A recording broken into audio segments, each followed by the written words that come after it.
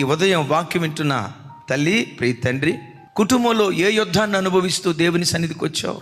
ఏ యుద్ధాల మధ్యలో సతమతమైపోతూ బ్రతకాలో చావాలో అర్థం కాక శరీరాన్ని ఏలుబడి చేస్తున్న రోగాన్ని బట్టి విసిగిపోయావేమో.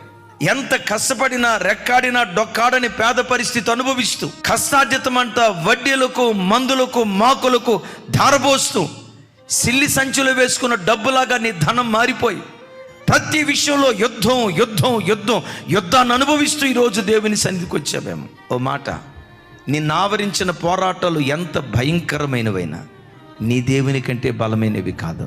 దేవుని సన్నిధిలో మోకరించి, ప్రభా నా ఇంట్లో ఈ యుద్ధం ఉందయ్యా, నా కుటుంబంలో ఈ పోరాటం ఉందయ్యా, ఈ యుద్ధాన్ని నేను చేయలేనయ్యా అని దేవుని సన్నిధిలో నువ్వు మోకరిస్తే పరలోకమందలి దేవుని సన్నిధి నుండి ఆశ్చర్యకరమైన సహాయం నీ యొద్దకు దిగి రావటం ప్రారంభిస్తుంది.